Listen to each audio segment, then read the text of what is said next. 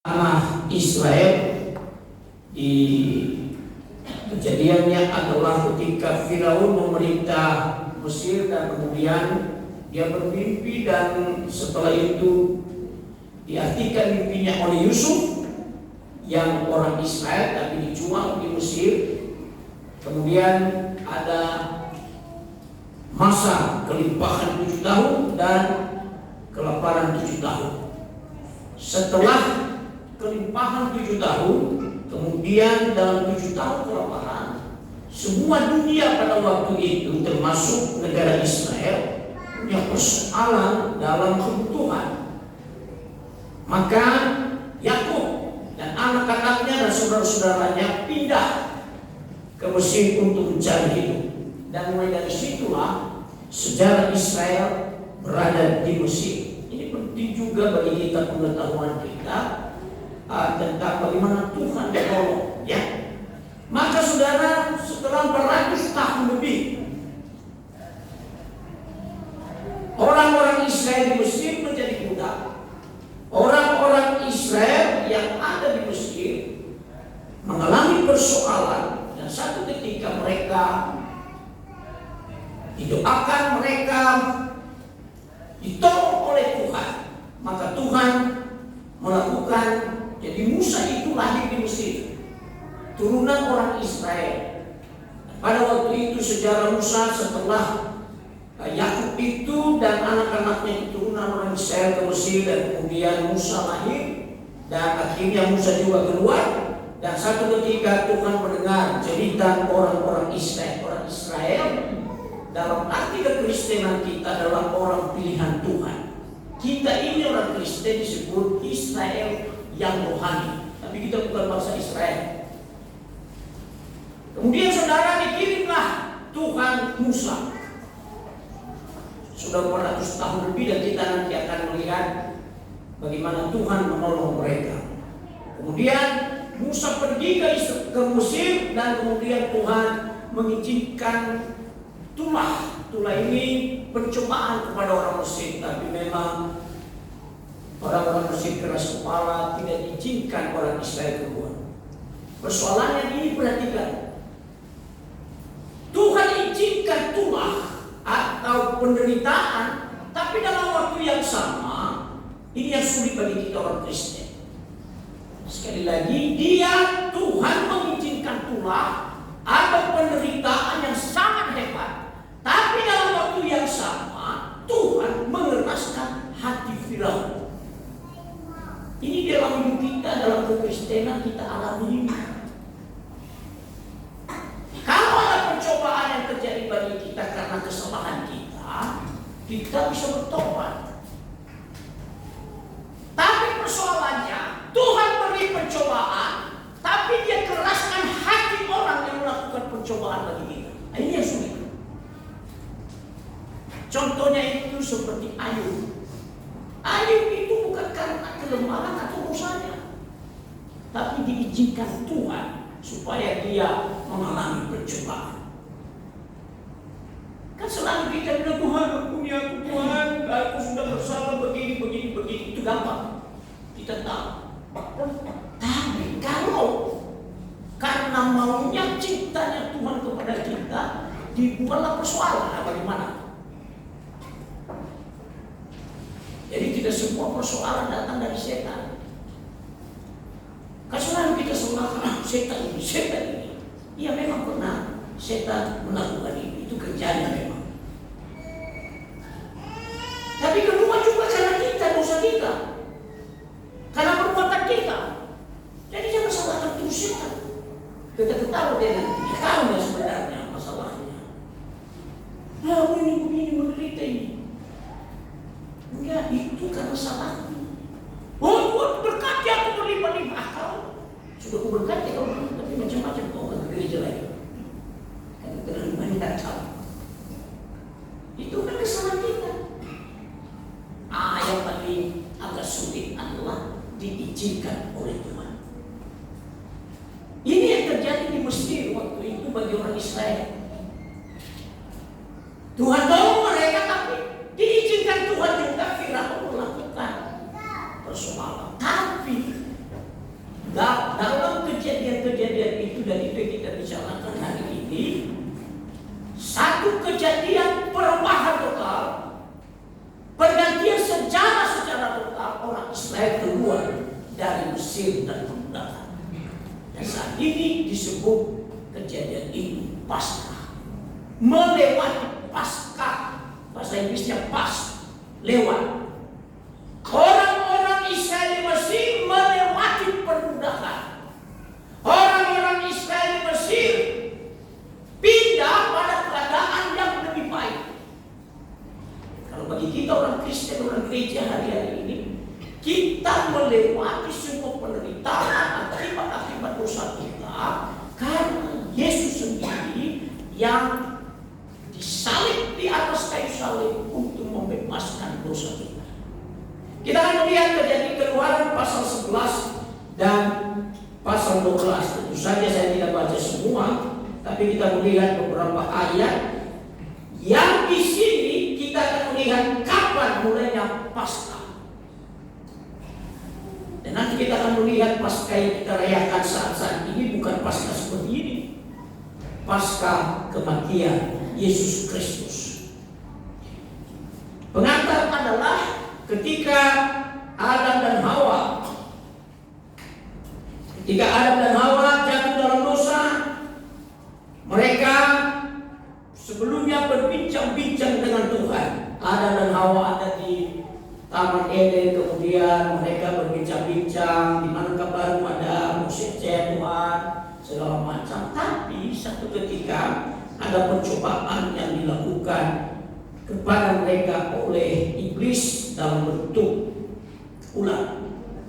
Kemudian mereka jatuh dalam dosa. Mereka baru tahu mereka telanjang. Telanjang artinya ada yang tidak benar. Kemudian satu ketika Tuhan datang kepada mereka, Adam, di mana kau? Mereka menyembunyikan diri. Kenapa? Karena mereka tahu bahwa mereka telanjang. Dalam pengertiannya adalah mereka tahu mereka sudah buat dosa. Mereka mencoba menutupi rasa malunya, ketelanjangannya dengan daun pepohonan, daun-daun sungai. Kemudian Tuhan bilang, kenapa kau buat begini? Lalu mereka, bukan aku. Adam bilang, bukan aku. Ibu sisara ini, ibunya. Adam Hawa ini, ibu Hawa ini, senang begitu tunjuk-tunjuk dia. Bukan aku, Hawa. Dia bilang, Hawa bukan aku. Jadi apa? Ular.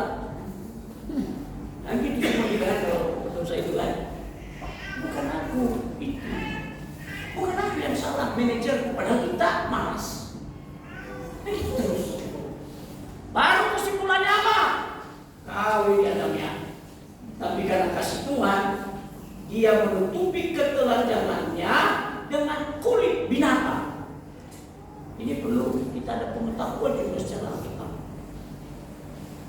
Mulai dari awal Tuhan sudah memberikan simbol pengetahuan keadaan yang akan terjadi ke depan. Dia pindalah kulit binatang. Tentu saja kulit binatang pasti ada binatang yang dikorbankan.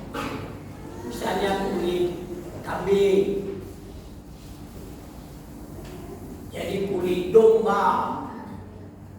Misalnya kalau kita orang di situ ada gendang, itu kan kulit. Maka minimum satu ekor binatang harus disembelih. Kalau disembelih, simbol dari darahnya harus dicucurkan. Dan Tuhan menutupi ketelanjangan mereka, ketelanjangan dalam arti dosa mereka dengan kulit binatang. Jadi berarti sudah dari awal Tuhan menyampaikan tentang Paskah dan hari Jumat kita rayakan. Satu ketika lagi Abraham dipanggil Tuhan. Dan dalam perjalanannya dia tidak punya anak kandung, dan kemudian Tuhan berbicara dan memberkati Abraham. Dia dapat Ishak. Satu ketika sudah besar anak ini, kemudian Tuhan bilang, "Hei Abraham, persembahkan lakukan itu kepada. Tapi kan Abraham orang percaya dia lakukan. Dia bawa, dia persiapkan segala sesuatu untuk persembahan. Dibawanya anaknya Ishak, dibawanya kayu, dibawanya pisau, dan segala macam. Mereka berjalan dengan pembantunya. Satu ketika Abraham tiba di satu tempat yang bernama Gunung Moria atau Bukit Moria. Ini penting juga. Bilangnya sama pembantunya, kamu sini ya, kita lihat. Kami dengan anakku ke sana untuk mempersembahkan persembahan kepada Tuhan. Tentu saja Ishak bilang begini, papi, apa nak? Ini ada kayu, ada pisau, yang mana persembahannya? Maksudnya binatang yang mana? Dibilang Abraham, tenang saja kau. Haleluya, puji Tuhan. Tenang saja kau, baru bahasa pemilik, tenang saja kau. Tuhan sediakan. Amin. Begini mereka. Abraham susullah seperti kalau kita panggang bagi panggang, susullah kayunya lain maka. Karena ada yang panggang. Begitu kan? Sudah. Si sapu gini kepala, gimana ini papi ini? Langsung diikat si Ishak, diletakkan di atas kayu. Kemudian dia menembus begitu. Mau begini dia, ada suara yang berkata, "Hei Abraham, jangan apa-apakan anak itu. Aku sudah tahu kasihmu dan cintamu kepadaku. Dilihatnya lah, ada anak domba, ada satu binatang di situ, dan dia pilihnya menjadi pengganti anaknya itu." Saudara tahu, situlah muncul kata, di tempat ini Allah sediakan. Pembelajaran bagi kita, kalau saudara dan saya diberkati, saudara berkorban. Kalau kita orang Pentakosta sudah karismatis, Tuhan berkati berlimpah-limpah. Kiranya Engkau memberkati aku. Memberkati berapa? Luar biasa, berlimpah-limpah. Amin. Itu kan mau kita berlimpah-limpah. Dan saudara tahu, Abraham diberkati oleh Tuhan. Tempat ini Allah menyediakan. Haleluya. Jangan kita pikir ini dengan Alkitab yang sebenarnya. Nanti kita bicara tentang sejarah Paskah ini. Hari ini saya bicaranya mengenai membawa kita kepada apa itu Paskah. Apa yang terjadi saudara? Di sanalah Allah menyediakan. Kalau waktu sedih kau kasih sama Tuhan, tapi mau diberkati melimpah-limpah. Mana itu? Gak ada waktu doa, gak ada waktu berbicara kepada Tuhan dengan doa, gak ada waktu untuk kau dengar Tuhan. Coba perhatian dengan Tuhan. Hei Abraham, jangan apa-apakan anak itu. Aku sudah tahu hati. Kalau gak dengar Tuhan, bagaimana kita dengar Tuhan? Yang melalui firman-Nya. Tapi kalau membaca firman, saya tidak baca firman, bagaimana kau tahu hati Tuhan kepadamu? Nah, sekarang pertanyaannya, bagaimana Abraham mengetahui? Coba saudara dengar dia. Abraham, aku sudah kasih anak sama kau. Sekarang kau sembah. Kalau salah dengar dia gimana? Pasti dibilang ibu-ibu. Istilah berapa? Banyak ibu. Apa dia tidak salah kalau dengar, tapi dia dengar. Tidak ada kata di sini, di tempat ini Allah sediakan. Kita masuk kepada Paskah, perkataan Paskah dicatat dalam Keluaran ini yang kita rayakan setiap tahun sebagai orang Kristen. Kita melihat dulu pada pasal 12. Saya akan baca dulu pada pasal 12. Berfirmanlah Tuhan kepada Musa dan Harun di tanah Mesir, bulan inilah akan menjadi permulaan segala bulan bagimu. Itu akan menjadi bulan pertama bagimu tiap-tiap tahun. Katakanlah kepada segenap jemaat Israel, pada tanggal 10 bulan ini, diambillah oleh masing-masing seekor anak domba menurut setiap rumah tangga. Makanya jangan heran, dalam Paskah kita selalu pada pertengahan dan pas hari Jumat, dan biasanya itu sekitar tanggal 10. Coba ya kan dari lama kita hari ini, nanti minggu depan ini, bukan minggu depan, minggu ini tanggal 9. Dan ini tahun pertama dihitung dalam orang Israel, ini tahun pertama, ini bulan pertama. Pada tanggal 10 bulan ini diambil oleh masing-masing seekor anak domba menurut kaum keluarga. Seekor anak domba untuk tiap-tiap rumah tangga. Tetapi jika rumah tangga itu terlalu kecil jumlahnya untuk mengambil seekor anak domba, maka ia bersama-sama dengan tetangganya yang terdekat ke rumahnya haruslah mengambil seekor menurut jumlah jiwa tentang anak domba itu. Kamu buatlah perkiraan menurut keperluan tiap-tiap orang. Anak domba itu harus jantan. Gak ada domba di sini Pak, makanya aku gak kasih persembahan. Janganlah pula jadi domba. Ada ayam enggak? Gak ada ayam di sini Pak. Gak apa-apa. Anggap aja lah ada sesuatu yang kau beri sama Tuhan. Berumur setahun penantian kembali. Kamu boleh ambil domba atau kambing, kamu harus mengurungnya sampai hari ke-14 bulan ini. Lalu seluruh jemaat Israel yang berkumpul harus menyembelihnya pada waktu senja. Kemudian dari darahnya haruslah diambil sedikit dan dibubuhkan pada kedua tiang pintu dan pada ambang atas pada rumah-rumah di mana orang memakannya. Dagingnya harus dimakan mereka pada malam itu juga. Yang dipanggang mereka harus makan dengan roti yang tidak beragi beserta sayur pahit.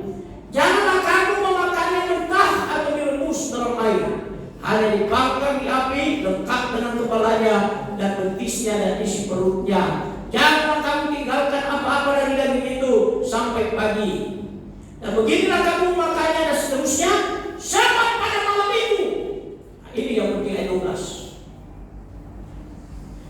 Duluan dulu persembahan, duluan dulu dekatkan diri kepada Tuhan, baru ayat 12 ini.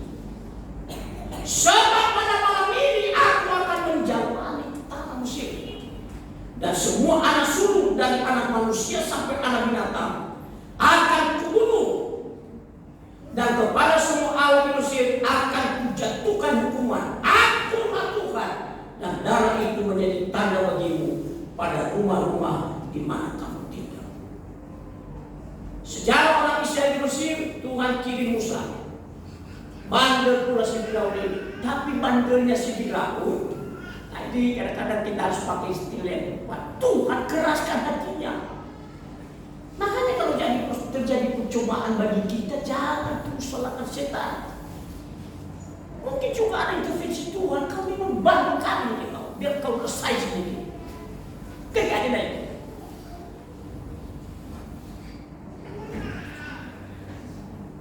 Buatlah satu kata segala macam sampai tua sendiri. Semua Firaun Tuhan tolong lagi. Musa, pergilah kalian. Setelah tua selesai, dibilang oleh Firaun lagi, alah, kau ini nggak boleh pergi kalian karena pekerja semua.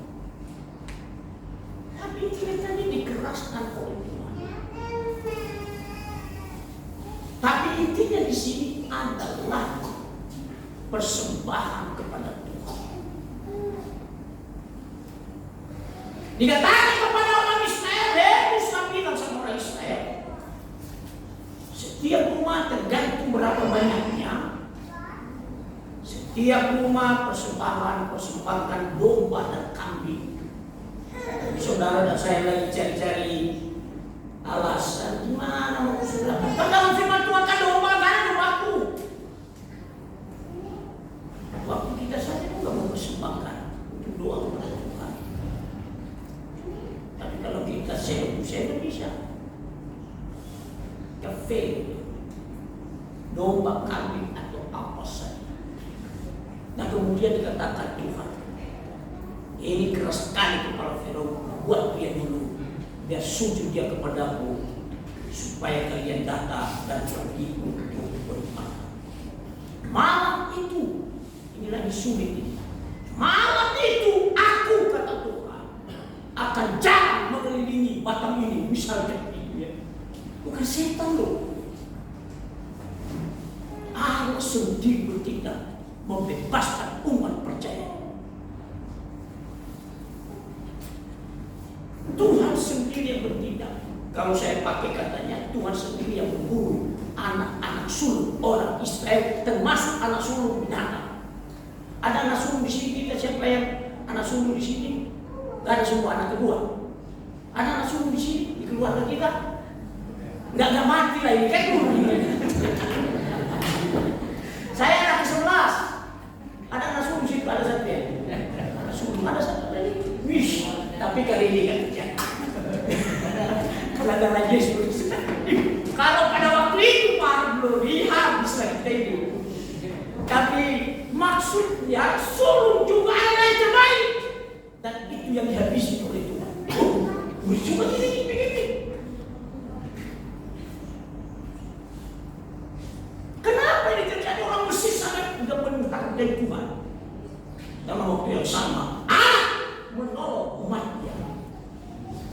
Jadi kalau kita ini kadang-kadang aneh semua. Dulu pernah terbakar gereja punya begini, tapi tahu Tuhan selalu membela. Amin. Tuhan selalu membela dengan caranya sendiri. Saudara sekalian, terjadilah pada malam ini. Coba bayangkan itu ada orang Israel waktu itu, atau ada orang anggota gereja Tuhan Indonesia, jemaat bertradisi masih keras kepalanya. Dia tidak melakukan apa kata Tuhan. Aduh, ngeri. Tapi puji Tuhan dan untung orang Israel melakukan. Semua orang Israel mencari domba atau kambing dan kemudian memotongnya dan menaruh darahnya di atas pintu. Ingat, darah, modal darah, dan lebih tua lagi ketika Yesus ada di bumi, darah Yesus Kristus. Ada yang disembelih, ada korban yang diberi. Jangan pikir-pikir ya, jangan kecilkan pikiranmu bahwa Tuhan memberkati tanpa kita berkorban. Tidak. Di atas tempat ini, di tempat ini Allah sediakan kalau Abraham berjalan. Kita pelayan-pelayan Tuhan, jangan pikir bahwa Tuhan tidak ingat apa yang kita lakukan. Kita semua orang percaya apa yang kita lakukan dengan tindakan korban. Korban itu kan dengan, kalau di sini domba dan kan berapalah satu ekor domba, berapalah satu lomong-lomong, berapa harganya. Tapi ada korban yang kita harus lakukan. Saudara kan berkorban datang di sini, mandi, pakai sampo, pakai parfum. Kalau yang bayar ongkos, bayar ongkos. Itu korban. Coba tidak mau saudara, mana bisa datang ke gereja dengan firman? Dengan alasan apa saja? Bisa. Abraham bisa bilang, Tuhan, kok begini dia? Mungkin bilangnya, kalau saya mungkin. Tapi mungkin ini karena Tuhan tidak mungkin aku lakukan itu. Misalnya sama anakku, saya bilang, aduh maaf. Tapi kalau Tuhan yang bilang, Abraham kalau sudah lama betul ini Tuhan, tiba-tiba lagi minta. Tapi itulah cara Tuhan memberkati. Ada korban yang kita berikan. Orang Israel melakukan semua dan pada malam itu Tuhan jalan. Dan yang terjadi ini bukan hanya manusia. Semua sulung, kambing yang sulung mati, kucing yang sulung mati semua. Maka tangisan terjadi kepada orang Mesir waktu itu. Ada yang menangis di sini lagi. Kita melihat pasal 11 Keluaran. Tulah ke-10 diberitahukan. Keluaran pasal 11 ayat 1 saya baca.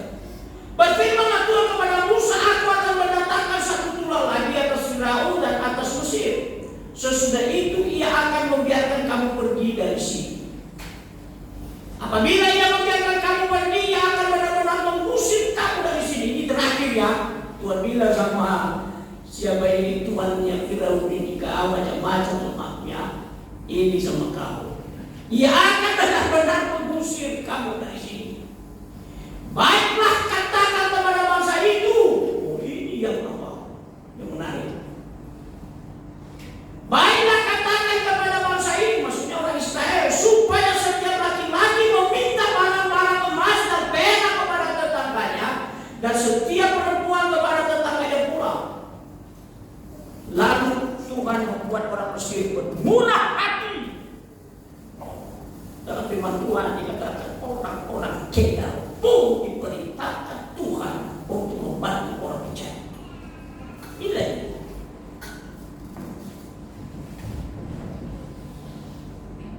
baiklah katakan kepada bangsa ini supaya setiap laki-laki meminta barang-barang emas dan perak kepada tetangganya, dan setiap perempuan kepada tetangganya pula. Lalu Tuhan membuat orang Mesir bermurah hati terhadap bangsa itu. Lagi pula Musa adalah seorang yang sangat terpandang di tanah Mesir, di mata pegawai-pegawai Firaun dan di mata rakyat. Sudah menangis mereka karena kesedihan anak sulung semua mati. Sekarang lagi diberi harta kepada orang-orang yang disebut budak bagi waris. Ketiga ini cara Tuhan menolong kita.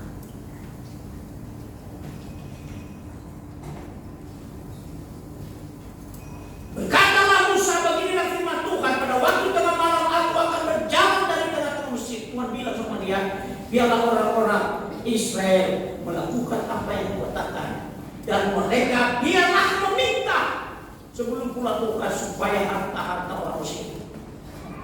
Dalam kebiasaan dikatakan orang-orang Kedar. Orang-orang Kedar itu artinya orang yang percaya, orang-orang yang menjadi musuh kita diperintahkan Tuhan untuk memberkati kita. Kalau orang-orang baik memberkati kita biasa, wajar. Tapi yang aneh, memberkati kita, oh ini luar biasa.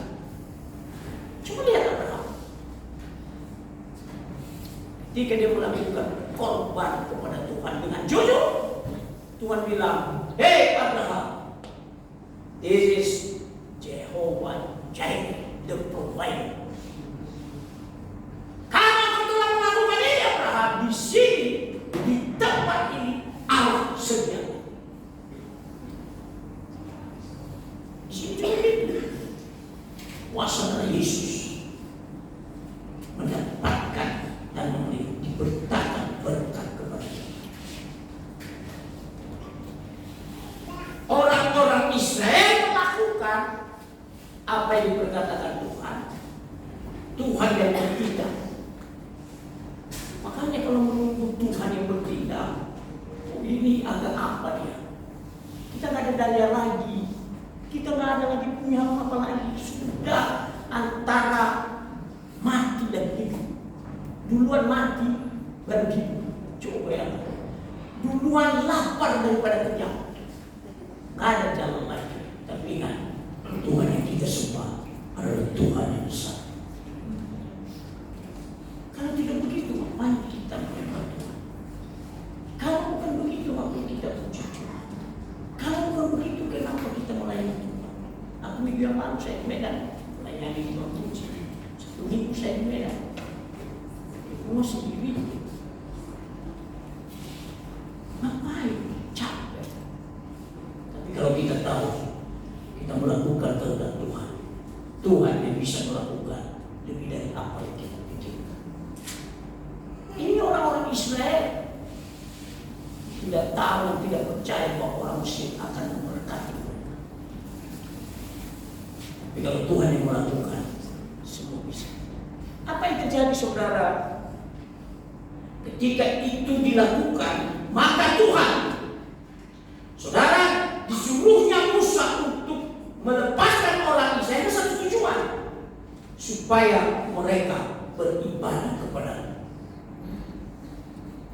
Dan setelah itu saudara, setelah terjadi malam itu, maka orang-orang Israel keluar dari Mesir. Kalau kita lihat saudara, pada ayat 40 dari pasal 12, lamanya orang Israel di Mesir adalah 430 tahun. Sesudah lewat 430 tahun, tepat pada hari itu juga keluarlah segala pasukan Tuhan dari tanah Mesir. Malam itulah malam berjaga-jaga bagi Tuhan untuk membawa mereka keluar dari tanah Mesir, dan itulah juga malam berjaga-jaga bagi semua orang Israel turun temurun untuk kemuliaan Tuhan. Saudara sekalian, Tuhan berpesan kepada Musa, "Hai Musa dan keturunanmu, jangan lupa memperkatakan bahwa setiap orang Israel waktu itu dan kepada kita saat ini, setiap tahun engkau merayakan Paskah." Perintah. Apa itu Paskah? Dalam konteks ini, Tuhan menolong melewati sebuah percobaan.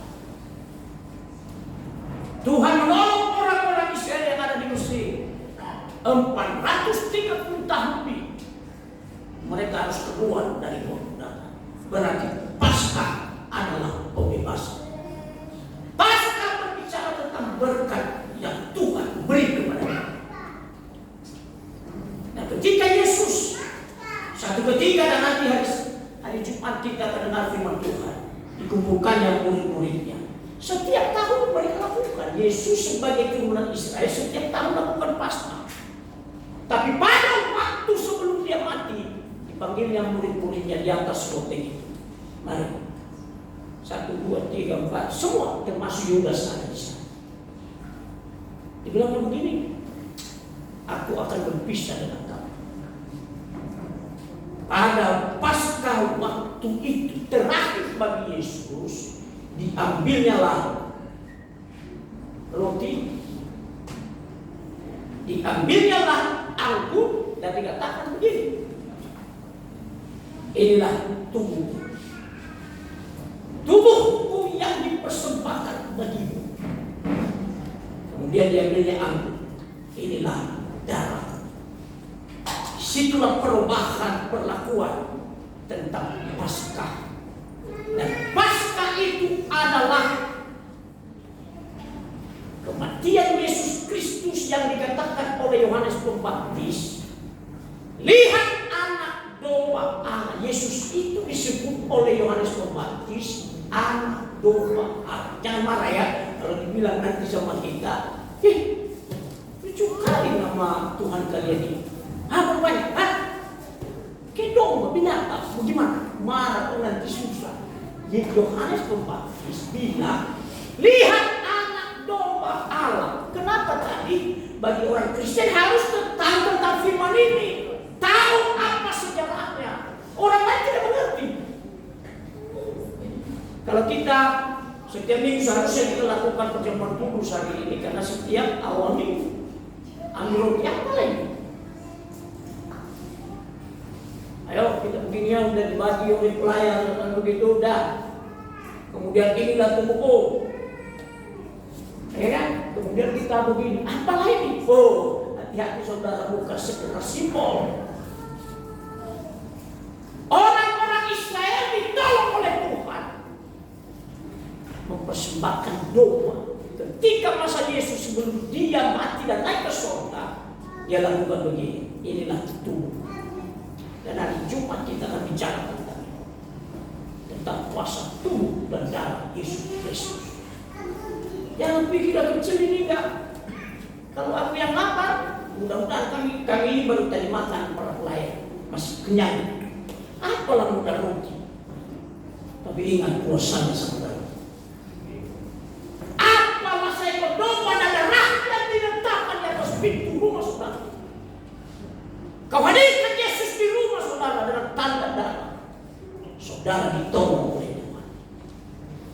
Orang-orang Israel tidak memikirkan bahwa orang Mesir akan memberkati mereka dengan emas dan segala macam. Tapi darah Yesus dan tubuh Yesus Kristus yang memberikan kekuatan dan kuasa yang merubah itu. Coba hati Firaun. Sudahlah Musa, udah capek kali kami ini. Udahlah, pergilah. Anakku sulung aja udah mati. Gara-gara aku keras hati. Karena memang Tuhan yang melakukan. Sekarang cobalah kamu ini. Udahlah, pergi kalian ini emas 5 kilo sama kamu. Tahu usah 5 kilo dikasih sama aku. Setengah kilo aja sama pakai ini dikasih oleh viral. Oh, coba ya kan. Tahu usah itu satu apa namanya itu sokot dan lari dan flu, apa namanya itu, pokoknya emas lah di situ, apa namanya, apa itu yang harus emas ini, kalau pernikahan, Ligidina, itu ada emas yang kuat ini luar biasa, Ligidinanya, ini pula di depannya. Emasnya, ini dibeli itu. Kalau ini nggak dibeli di Sube, dari oleh CBA banyak kali aku dibuka ini semua orang 1 kilo emas cukupnya itu. Aku orang ini berapa mau 2 kilo? Gimana kira-kira? Itulah yang dilakukan oleh Tuhan kuasa kematian dan kebangkitan Yesus Kristus. Setiap rumah yang dibuat tanda darah. Makanya hadirkan darah Yesus di rumah. Hadirkan tubuh Kristus di rumah. Hadirkan Yesus kapan saja dan di mana saja. Selalu ada di rumah. Ketika Tuhan lewat dilihatnya, ini kawanku ini. Haleluya. Ini orangku ini. Jangan, tidak boleh diganggu ini. Malaikat-malaikat mau. Tidak. Ini orangku. Ini jemaatku. Ini orang yang senang dengan kamu. Maka saudara akan bebas. Orang Israel tadi tenang aja di malam hari. Di samping rumahnya, udah ada apa di sofa. Belum sakitnya ada sakitnya terus mati. Semua yang sulung. Tapi di sini yang sulung gak kenal lagi. Amin. Amin. Karena Yesus sudah mati bagi saya dan saudara. Waktu itu binatang lagi itu semua. Saya kurang tahu kalau ada pohon sulung mati semua. Kalau Tuhan bertindak, Dia akan melakukan. Ada pesan Tuhan kepada orang Israel dan kepada kita. Sampai hari ini kita mempraktikkan itu. Di gereja kita bukan aturan, ada di gereja ini. Kenapa setiap minggu ini kalian ini? Kenapa setiap bulan kalian ini? Tidak persoalan. Tapi yang pasti maknanya adalah darah Yesus Kristus. Jika mau datangkan darah Yesus Kristus dalam hidupmu, semua malaikat maut, semua keadaan perusak, Dia akan melewati saudara. Bahkan Allah sendiri yang menolong saudara. Itulah Paskah. Jadi ketika kita melakukan waktu Yesus dengan murid-muridnya, dibilangnya, kita merayakan Paskah. Paskah ini Paskah terakhir dengan apa? Yang bilang roti. Jadi jangan kecilkan ketika kita lakukan perjamuan itu. Apa ini? Tidak. Semua simbol. Dan Yesus ambil roti. Nanti yang jumpa saya akan khotbahkan tentang bagaimana kuasa tubuh Yesus Kristus melalui roti simbolnya dan melalui angkung darah Yesus Kristus. Saudara tahu, dengan korban darah dosa-dosa orang Israel memang keras kepala juga orang Israel, dibebaskan oleh Tuhan, diberi kemenangan, bahkan ditolong oleh Tuhan, diberkati oleh Tuhan. Jadi katakan Tuhan kepada Musa, katakan kepada umat Israel dan kepada kita Israel yang rohani, kau lakukan Paskah selanjutnya. Ingatlah bahwa itu satu kuasa. Dan Yesus ketika Dia sebelum Dia mati, Dia panggil muridnya, dan itu yang kita lakukan, saudara. Kuasa dalam Paskah, kuasa dalam sejarah kematian Yesus dan kebangkitan Yesus luar biasa. Di mana ada pengorbanan, di situ Tuhan mendatangkan berkat. Jadi jangan pikir, ya habis, aku ini gak ada apa-apanya, jangan. Apa yang ada pada saya kembangkan di sini, janda yang tidak punya apapun dipuji oleh Tuhan lebih dari apa. Kadang-kadang kita begitu, hanya permainan kata-kata saya. Masa gak ada waktu untuk Tuhan?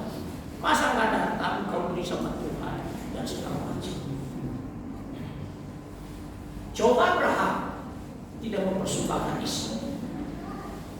Tuhan bilang di sini Allah menyediakan. Dia adalah Jehovah Jireh. Ketika kita berkorban, ya, korban yang sungguh-sungguh kepada Tuhan. Ketika engkau hadirkan Yesus di rumah, darah Yesus sebagai simbol darah dari anak domba ada di rumah. Tuhan lewat, tolongnya kau bilangnya ini kawan. Dan malaikat mau takut dengan itu karena ada hadirat Tuhan. Jangan habis ibadah ini nanti kau potong satu ayam, kau kasih darah ayam di rumahmu, bukan begitu maksudnya. Tapi hadirkanlah Yesus di rumah. Bagaimana menghadirkan Yesus di rumah kita saat ini? Panggillah namanya. Buat persekutuan dengan Tuhan. Jangan pula nanti begitu ini ilmu baru dikasih baru balik. Potong satu ayam, kau kasih darah kenapa tidak apa nih? Itu ada luar biasa, harus ada darah. Hadirkanlah Yesus di rumah. Pagi-pagi sebelum kau pergi kerja, hadirkan dia. Tuhan, bersyukur. Ketika kau tidur, capek kau, capek saya, berdoa sama Tuhan. Biarlah dia hadir di rumah. Ketika dia hadir di rumah kita, maka kita akan ditolong oleh dia, dilawan oleh dia, dibebaskan oleh semua penghancur berlawan pelahap bagi kita. Karena Yesus hadir di sana. Yang lain, kok bisa begitu dia itu begitu. Bukan kita jadi hakim, tapi kalau Yesus ada di rumah saudara, darah anak domba atau darah kambing itu diletakkan di rumah orang Israel, mereka dilewati oleh Tuhan. Bukan hanya itu, mereka disuruh oleh Tuhan orang-orang lain yang benci kepada mereka menjadi berkat bagi mereka. Saya tinggal di gereja begitu. Tidak lama, beberapa bulan waktu itu, karena kami biasalah baru pelayanan di situ, besar-besar kali suara kami berdoa. Tidak lama kemudian datanglah RT bilang, Pak, terganggu masyarakat di situ. Bilang, kenapa? Pagi-pagi jam 5 besar-besar kali suara kalian berdoa. Jadi gimana?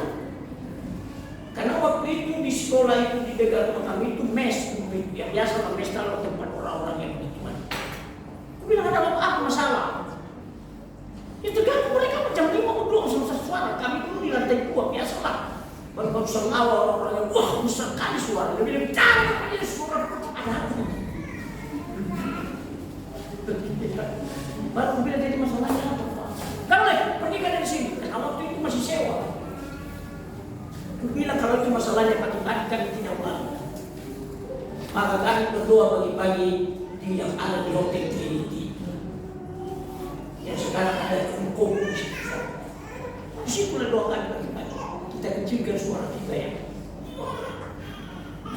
Ini nanti di situ pada waktu-waktu ke depan saya ini kesaksian. Kemudian entah bagaimana singkat cerita rumahku, belilah rumahku sekarang. Di depan rumahku itu yang kosong sekarang kuasai itu. Ada yang bisa mengganggu 20 tahun aku. Itu baru pernah di situ. Waktu itu kami berada di situ, waktu kami mulai ibadah seperti ini belum jadi gereja. Besar-besarlah suara kami hari ini. Sengaja kawan ini ketika itu diambilnya apa namanya ini, disorongnya sama kami. Wah, terganggu. Lapor kepada lurah, ini terganggu ini pun gereja ini. Datanglah lurah. Gimana ini Pak? Saya bilang enggak, kami hanya beribadah. Istilah kami beribadah kalau di Islam wirid. Kami buat wirid di sini, tapi besar-besar kali suara Bapak. Ya sudah, jadi gimana maksudnya? Keluar apa di sini? Bilang, karena waktu itu sudah beli rumah itu sudah mulai kucicil. Bilang suruh aja dia pergi, gak ada urusan di rumah itu. Ini rumah. Oh, baru hebat kan itu. Ya, pergi sampai sekarang ada yang saya mau kosong. Haleluya. Tidak bisa diganggu itu orang itu. Biar kau pakai. Kemudian terjadi Trinity. Ini benar-benar terjadi kalau kita hadirkan Tuhan. Di Trinity aku bilang, bilang dulu sama musuh itu, Pak Jebo berbicara dengan kau. Dia coba mungkin bilang, apa ini? Bilang sama dia, kau berhasil pada hotel di sini. Ada sesuatu itu Pak Jebo mau kasih tahu sama kau. Dia bilang, apa? Kan cuma bilang, kau sebelum kau buat di sini hutan ini dulu. Kami berdoa pagi-pagi di sini, makanya kami berkati Tuhan. Karena waktu itu dikasihnya Trinity, padahal bukan orang Kristen dia. 3 orang mereka, bapak, 2 anaknya Trinity. Tapi tidak orang Kristen. Akhirnya, jadi apa minta bapak? Bilang minta 1.000 sama. Ya Tuhan, ada di bisa. Hadirkan Tuhan. Hadirkan Allah. Dan waktu yang lama Tuhan akan menolong kita. Sehingga walau bukan aku di situ, tapi yang paling lama di sini. Di rumahmu di mana kau berada? Waktu pertama aku ya namanya juga gimana ya. Tapi ketika aku miliki itu sudah mulai cici, aku bilang sama apa itu sama lu, bilang sama dia keluar kalau dia tidak senang, dia tidak dengar, dia biarkan. Karena itu kan bukan sewa dia hanya pakai. Kami pemilik. Dia lama-lama dan kuasa rumah itu sudah tidak tahu di mana itu nasibnya rumah itu. Boleh di depan rumah itu kasih itu parkir rumah itu. Benar memang hadirat Tuhan di rumah kita. Hadirkanlah Tuhan di rumah kita. Tuhan lewat dia senang. Orang yang tidak baik lewat dia bisa tangisan naik. Saudara itu Paskah sangat berkuasa dalam kehidupan kita. Hari Jumat kita akan Paskah, dan kemudian hari Minggu itu disebut kebangkitan Yesus Kristus. Hari Jumat kita hanya merayakan Paskah, hari Minggu kebangkitan Yesus Kristus dan ada penyerahan anak. Siapa yang punya anak silahkan selalu pemberkatan anak atau yang kita lakukan. Dan kemudian karena kita orang Pentakosta ini hari Minggu kita makan bersama. Caranya saja bawa makanan makan siang bawa di sini. Amin. Bagaimana Pak Haran? Harus pas-pasan, jangan pas-pasan. Berkati, berdampak kepada sesama. Amin. Amin. Yang terbaik Tuhan. Kan kita ini pulang ke rumah makan siang itulah bawa di sini. Enggak minggu itu minggu depan ini aku nggak makan siang jadi aku nggak bawa. Jangan bohong. Jadi bawa yang terbaik supaya kita makan merayakan kebangkitan Yesus Kristus hari ini. Dan bagi saudara-saudara sekalian yang menyerang anak silakan dicatat supaya kita bisa mempersiapkan akte pemberkatan anak-anak. Puji Tuhan. Ingat Paskah Yesus berkorban untuk kebaikan kita.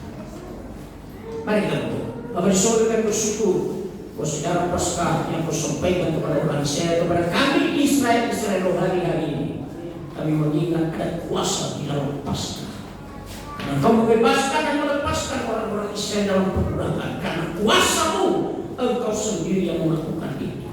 Yang kami rasakan kuasa daripada kebangkitan kematian dan kebangkitan Yesus Kristus. Terima kasih Tuhan.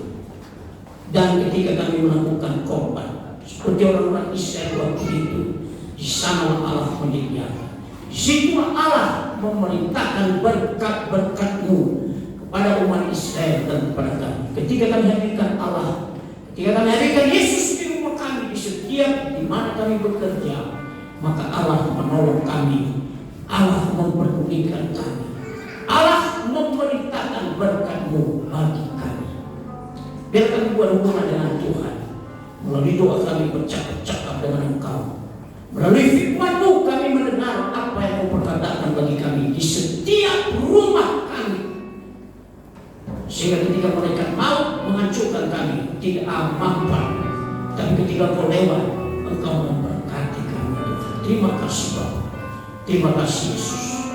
Pujilah Tuhan dan terima kasih buat firman-Mu. Kami berdoa pada hari Jumat ini, kami merayakan Paskah di tempat ini, dan juga pada hari Minggu sekaligus dengan kebangkitan Yesus Kristus. Bila Kau tolong kami bersama-sama dengan kami, bahkan pemberkatan amal-amal yang kami lakukan pada hari Minggu, Kau tolong dan Kau berkati kami. Terima kasih Yesus, di dalam nama Tuhan Yesus Kristus